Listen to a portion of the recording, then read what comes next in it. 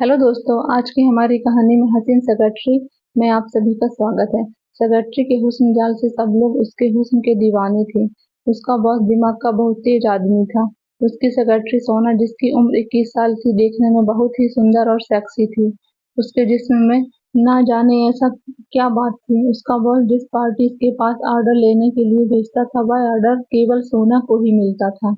वो भी एक बार की बात है, ऑफिस में छुट्टी का टाइम हो रहा था और सभी स्टाफ घर जाने की तैयारी कर रहे थे। लेकिन सोना का बोझ देख विशाल सोना को रुकने के लिए बोलता है।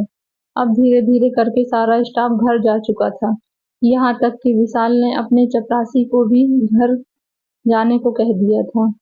अब वह ऑफिस में अकेला सोना और विशाल रह गए थे। तभी सोना पहुंचती है।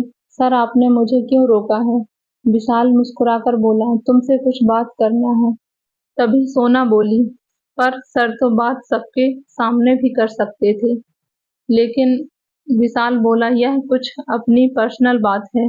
सोना मुस्कुराई। अब विशाल सोना को अपने केबिन में ले जाता है और सोना को सोफे पर बिठा देता है। विशाल सोना से बोलता है, आज तुम बहुत ही सुंदर लग रही हो। क्या बात है और तुम क्या खाती हो? तो मोना मुस्कुराकर बोली, सर, जो आप खाते हैं वही मैं भी खाती हूँ। विशाल बोल पड़ा, तो मैं ऐसा क्यों नहीं हूँ? सोना मुस्कुराकर बोली, सर, अपनी अपनी किस्मत की बात है। विशाल सोना को बोला, चलो आज हम कुछ प्यार और रोमांस की बातें करते हैं। तभी सोना बोल पड़ी, सर, मैं घर के लिए लेट हो रही हूँ और किसी दिन बात करेंगे। तभी विशाल बोल पड़ा, आज तो तुम इस कलर में बहुत ही सुंदर लग रही हो और तुम्हारी टांगें भी बहुत ही गोरी हैं। तुम्हारी टांगों पर जो एक भी बाल नहीं है। सोना मुस्कुराकर बोली, सर, मेरे सर के अलावा पूरे शरीर पर कहीं भी बाल नहीं है। मैं हफ्ते में 2 बार वैक्स करती हूँ। यह सुनते ही विशाल का पप्पू खड़ा हो गया और तन गया। इतने में सोना मुस्कुराकर बोली, मेरा इतना बोलते ही आपका पप्पू खड़ा हो गया। विशाल बोला, बहुत दिनों से प्यासा है, इसने तुम्हारी चिड़िया का पानी नहीं पिया है।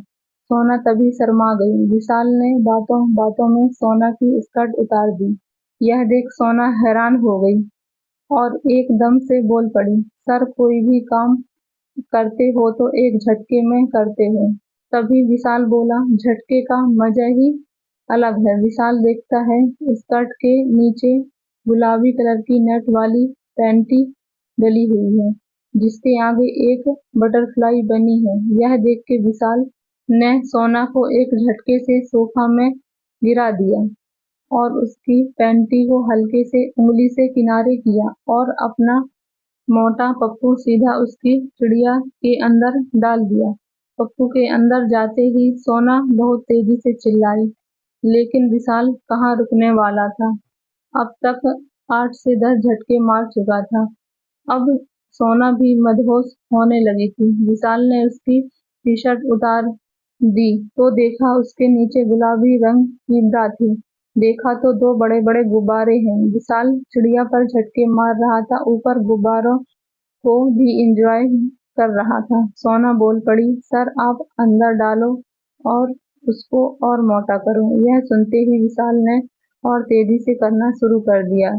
कुछ देर के बाद सोना को सोफे पर उल्टा लिटा दिया और उसको बोला, अपने पीछे के दोनों गुब्बारे खोल। सोना बोल पड़ी, नहीं सर, उधर नहीं, उधर नहीं, बहुत पेन होता है। विशाल गुस्से में बोल पड़ा, तुमको सुनाई नहीं देता एक बार में? तभी सोना हल्के से अपने दोनों गुब्बारों को खोला। विशाल ने पप्पू को चिड़िया से निकाल के बातों बातों में सोना के गुब्बारे के अंदर डाल दिया। सोना सोफे से उछलकर जमीन पर गिर गई, लेकिन विशाल कहाँ रुकने वाला था। विशाल ने छोड़ा नहीं, लगा रहा। थोड़ी देर के बाद पूरा पप्पू गुब्बारे के अंदर चला गया और पप्पू ने उस पर अपना रंग छोड़ दिया।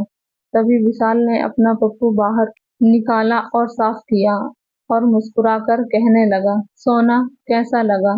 तो सोना भी हंसकर बोली, सर, आप भी शर्मा जी की तरह करते हैं, बिल्कुल जिसने पिछले बार 2 करोड़ का टेंडर लिया था। यह बात बोलते ही विशाल मुस्कुरा देता है और बोलता है, तुम्हारी इसी चीज की तो हम दीवाने हैं, तभी तो मैं तुम्हें सैलरी हर महीने 50,000 देता हूँ और खर्चा पानी के लिए भी अलग से पैसे देता हूँ। थोड़ी देर के बाद दोनों लोग अपने अपने कपड़े पहन लेते हैं और विशाल सोना को उसके घर पर छोड़ देता है और अपने घर के लिए निकल जाता है। तो दोस्तों, आज की कहानी कैसी लगी? अच्छी लगी हो तो कहानी को लाइक, शेयर और चैनल को सब्सक्राइब जरूर करें। धन्यवाद।